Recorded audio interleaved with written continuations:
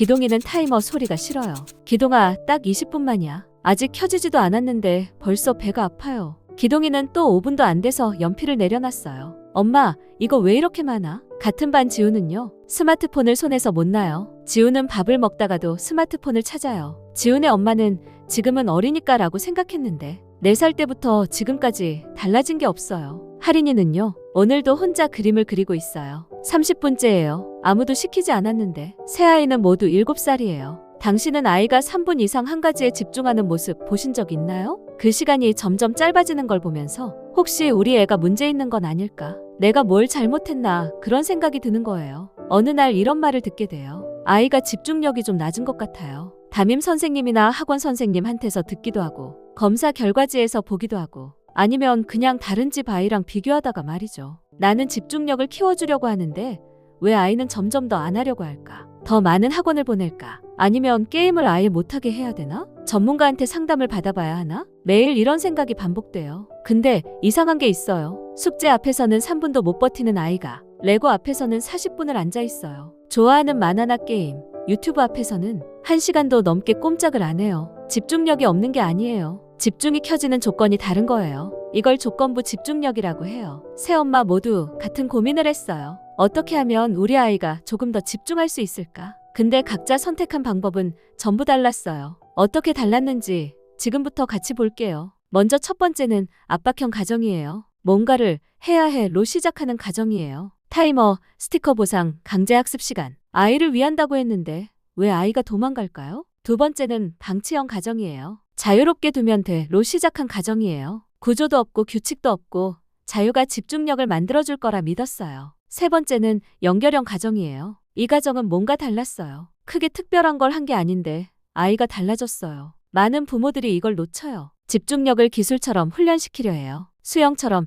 피아노처럼 반복하면 늘어날 거라고 생각하는 거죠. 근데 집중력은 말하자면 씨앗 같아요. 억지로 잡아당긴다고 빨리 자라지 않아요. 아이 뇌에는 2개의 큰 영역이 있어요. 하나는 전두엽이에요. 집중, 계획, 결정을 맡아요. 하나는 편도체예요. 위협, 공포, 스트레스를 감지해요. 이 둘은 시소 같아요. 편도체가 켜지면 전두엽이 꺼져요. 전두엽이 켜지려면 편도체가 안전해야 해요. 이것만 기억하시면 돼요. 나머지는 세 가정 이야기하면서 다 나올 거예요. 정말 흥미로운 건 압박형 부모들이 대부분 굉장히 아이를 사랑한다는 거예요. 미영 씨도 그랬어요. 미영 씨는 기동이가 학교 가기 전에 한글을 준비시켜야 한다는 마음이 컸어요. 그래서 매일 저녁 7시 책상에 앉히고 타이머를 30분으로 맞췄어요. 처음엔 스티커 차트도 만들었어요. 30분 앉아있으면 스티커 1장, 스티커 10개 모으면 기동이가 원하는 장난감 사줄게. 기동이는 처음 2주는 했어요.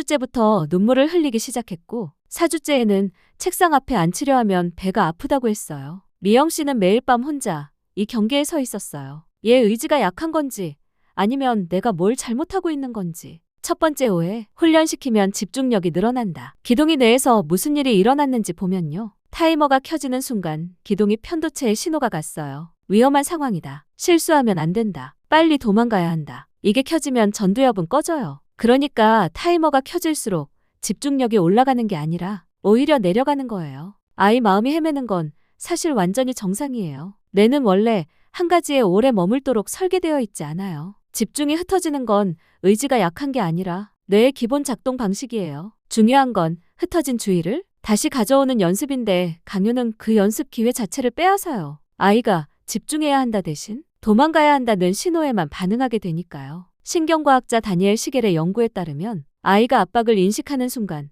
편도체가 활성화되면서 전두엽 기능이 일시적으로 억제된다고 해요. 강요는 집중력을 키우는 게 아니라 공포에 의한 수능을 만드는 거예요. 잠깐 앉아있는 것처럼 보여도 뇌는 전혀 다른 일을 하고 있어요. 미영 씨가 더 강하게 붙잡을수록 기동이는 더 도망가려 했어요. 그게 의지 문제가 아니에요. 뇌가 그렇게 설계되어 있는 거예요. 물론 모든 아이가 동일하게 반응하지는 않아요. 기질에 따라, 상황에 따라 다를 수 있어요. 하지만 일반적으로 압박이 지속되면 아이의 집중 시간이 줄어드는 경우가 많습니다. 압박형 가정의 패턴은 이래요. 집중 결과에만 집착하고 그 과정에서 아이의 감정은 무시되는 거예요. 편도체가 계속 활성화되면서 전두엽이 반복적으로 억제되고 결국 집중력은 줄고 학습 자체를 싫어하게 되는 경우가 많아요. 이게 압박형이에요. 그러면 이렇게 생각하실 수 있어요. 아, 강요하면 안 되는구나. 그냥 자유롭게 두면 되겠네. 근데요, 방치형은 또 다른 문제가 있었어요. 소라 씨는 미영 씨 같은 압박형은 절대 안 하기로 했어요. 아이는 자유롭게 자라야 한다. 억압하지 않겠다. 자유롭게 두면 자기 속도대로 발달할 거다. 그래서 지우에게 원하는 걸 하게 했어요. 스마트폰도 제한 없이,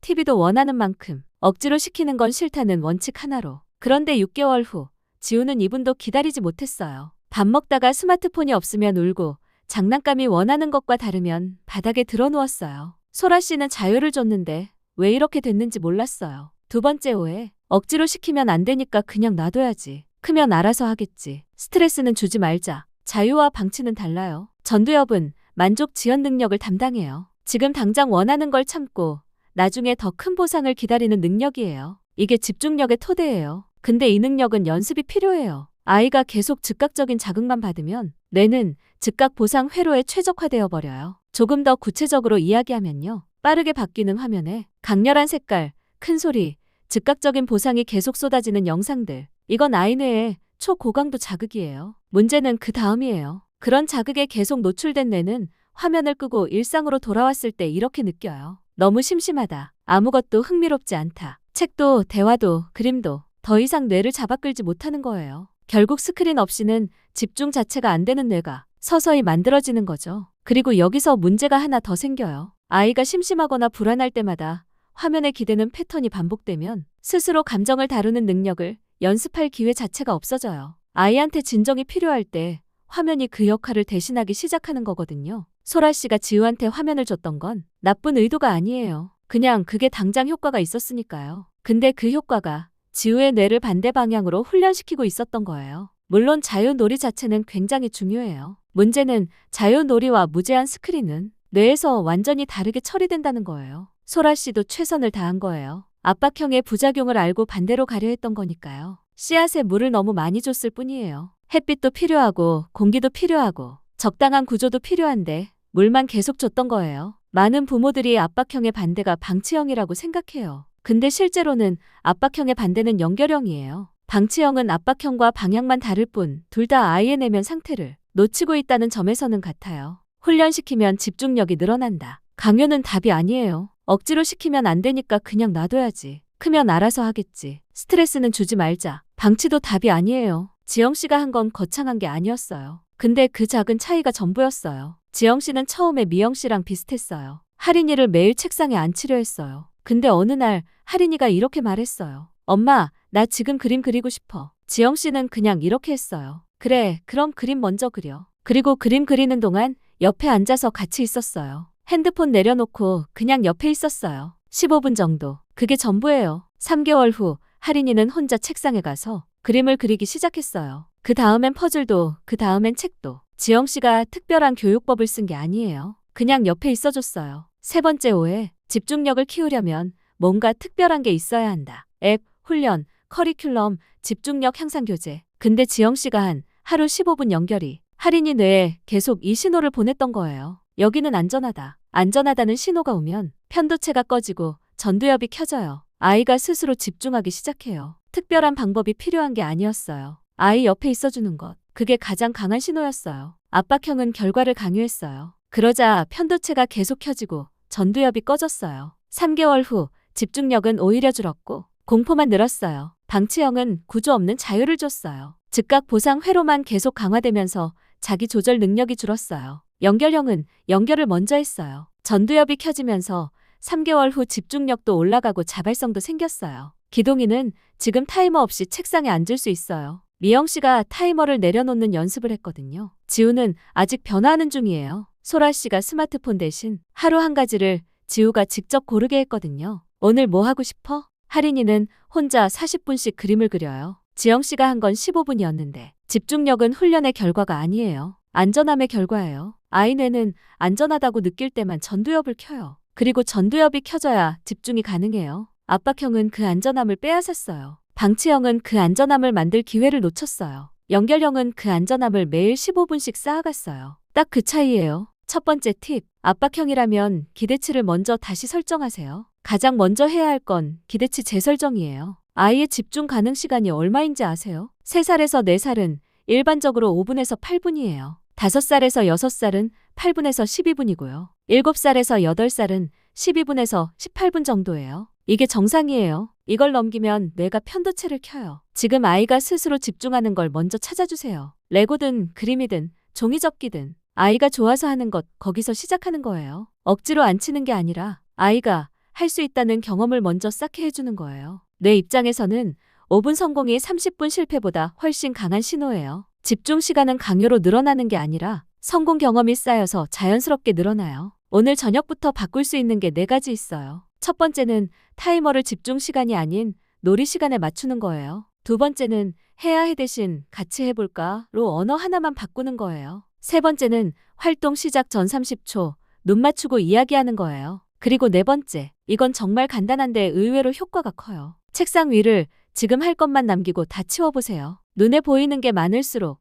아이 뇌는 그걸 전부 처리하려고 해요. 연필, 장난감, 물컵, 다른 책들. 이게 다 뇌한테는 신호예요. 집중하라고 안 쳤는데 주변 자극이 10개면 아이 뇌는 이미 10군데로 나뉘어 있는 거예요. 책상 위에 지금 하는 것, 하나만 두는 것. 이것만 바꿔도 아이의 집중 시작 시간이 달라져요. 거창하지 않아요. 근데 뇌 입장에서는 완전히 다른 신호예요. 두 번째 팁, 방치형이라면 자유 안에 프레임을 만드세요. 소라 씨에게 필요한 건 규칙이 아니었어요. 구조였어요. 규칙은 안 돼요. 구조는 이 안에서 마음대로예요. 예를 들면 이런 거예요. 스마트폰은 하루 몇 분, 대신 그 시간은 너가 정해. 밥 먹기 전에 뭘 할지 아이한테 물어보는 것도 좋아요. 하루 한 가지는 아이가 결정하는 시간을 만드는 거고요. 알피콘의 연구에 따르면 아이가 스스로 선택한 활동은 아이의 집중 지속 시간이 40% 더 길었어요. 자유를 주되 구조 안에서 주는 거예요. 그 구조가 전두엽을 훈련시켜요. 세 번째 팁, 연결형의 핵심, 하루 딱 15분. 지영 씨가 한 게 뭐냐면요. 하루 15분 핸드폰 내려놓고 아이 옆에 있었어요. 이때 중요한 조건이 2가지예요. 첫째, 아이가 주도하는 시간이어야 해요. 이거 해볼까?가 아니라 오늘 뭐 하고 싶어? 에서 시작해야 해요. 둘째, 결과를 요구하지 않는 시간이어야 해요. 이 15분 동안은 그냥 같이 있는 거예요. 뭔가를 배우거나 훈련하는 시간이 아니에요. 일반적으로 하루 10분에서 15분의 질 높은 연결이 1시간의 지시적 학습보다 전두엽 활성화에 더 효과적이라는 연구 결과들이 있어요. 근데 이때 많은 부모들이 이런 질문을 해요. 그러면 15분 동안 뭘 하면 되나요? 정답은 없어요. 아이가 원하는 걸 하면 되거든요. 근데 실제로 잘 되는 것들이 있어요. 색칠하기가 그중 하나예요. 아이가 색을 고르고 부모는 옆에서 같이 칠하면 돼요. 결과물을 평가하지 않고요. 틀린 그림 찾기나 숨은 그림 찾기 같은 것도 좋아요. 같이 찾으면서 대화가 자연스럽게 생기거든요. 퍼즐도 정말 잘 맞아요. 아이가 조각을 고르면 부모는 그 옆에서 같이 끼워 맞추면 돼요. 빨리 완성하려 하지 않고 천천히 아이 속도에 맞춰서요. 그리고 집에 있는 물건만으로도 할 수 있는 게 있어요. 장난감이나 작은 물건 5에서 6개를 테이블에 늘어놓고 아이한테 잘 기억하게 해요. 그 다음 눈을 감게 하고 하나를 슬쩍 치워요. 눈을 뜨면 뭐가 없어졌지? 하고 맞히는 거예요. 따로 사야 할 게 전혀 없고 아이들이 진짜 재밌어해요. 단추나 콩, 동전 같은 걸 종류별로 나누는 분류놀이도 좋아요. 단순해 보이지만 이걸 하는 동안 아이는 의외로 꽤 오래 자리를 지켜요. 공통점이 있어요. 아이가 선택하고 부모가 함께하고 잘했다는 말 없이 그냥 같이 있는 것. 이 조건만 지켜지면 뭘 해도 괜찮아요. 그게 바로 전두엽이 열리는 시간이에요. 네 번째 팁. 이런 상황이 오면 이렇게 해보세요. 첫 번째 상황이에요. 아이가 책상 앞에 5분도 못 앉는 경우예요. 집중 시간 기준을 먼저 확인하세요. 7살이면 12분에서 18분이 정상이에요. 근데 여기서 한 가지 더 체크해 볼 게 있어요. 혹시 앉히기 전에 아이가 충분히 움직였나요? 아이 몸은 에너지를 먼저 써야 집중 모드로 들어갈 수 있어요. 밥 먹고 바로 앉힌 게 아니라 실컷 뛰고 나서 앉혀도 안 되는 거라면 다른 문제예요. 하지만 많은 경우 앉히기 전에 10분만 밖에서 뛰게 해줘도 같은 아이가 완전히 달라져요. 집중은 억지로 만드는 게 아니라 몸이 준비됐을 때 자연스럽게 켜지는 거거든요. 그리고 한 가지만 더 확인해 볼까요? 어젯밤 아이가 몇 시간이나 잤나요? 이 질문 의외로 정말 중요해요. 아이에게는 보통 10시간에서 11시간의 수면이 필요해요. 그런데 많은 경우 집중력 문제라고 생각했던 게 사실 수면 부족이에요. 뇌가 충분히 쉬지 못하면 전두엽이 제대로 작동하지 않아요. 먹는 것도 마찬가지예요. 인스턴트나 가공식품 위주로 먹으면 혈당이 빠르게 오르고 내려서 뇌가 집중 상태를 유지하기 어려워요. 반대로 자연식품 위주의 식단은 아이 뇌가 안정된 에너지를 유지하는데 직접 영향을 줘요. 방법을 바꾸기 전에 이 2가지를 먼저 점검해 보세요. 수면은 10에서 11시간, 자연식품 위주의 식사. 이것만 바뀌어도 같은 아이가 다르게 보이는 경우가 의외로 꽤 있어요. 왜 못 앉아가 아니라 어떻게 하면 편하게 앉을 수 있을까로 질문을 바꿔보세요. 두 번째 상황이에요. 게임이나 유튜브만 하려고 하는 경우예요. 금지가 아니라 전환으로 접근하세요. 10분 후에 같이 다른 거 해볼까? 라고 하고 대안을 제시하는 거예요. 뇌는 빼앗기는 것에 반응하지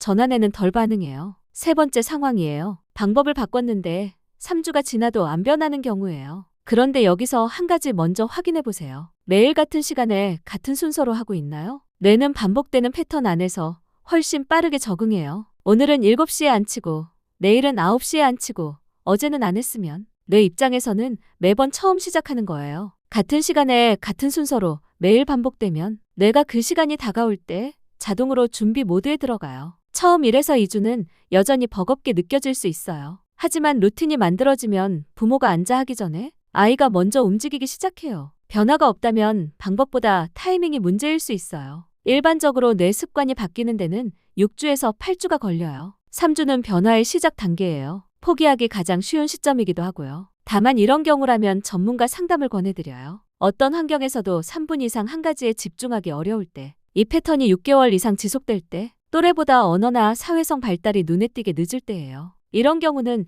양육 방식의 문제가 아닐 수 있어요. 그때는 혼자 해결하려 하지 마세요. 아이의 집중력은 씨앗이에요. 잡아당기지 않아도 돼요. 물을 너무 많이 주지 않아도 돼요. 그냥 옆에 있어주면 돼요. 당신이 옆에 있다는 것, 그게 아이 뇌에는 가장 강력한 신호예요. 이건 연습이에요. 처음부터 잘 안 돼도 괜찮아요. 아이도 지금 연습 중이고 우리도 지금 연습 중이에요. 오늘 저녁 딱 하나만 해보세요. 핸드폰 내려놓고 오늘 뭐 하고 싶어? 한마디. 그게 시작이에요. 우리 아이들은 완벽한 부모가 필요한 게 아니에요. 옆에 있어주는 부모가 필요한 거예요.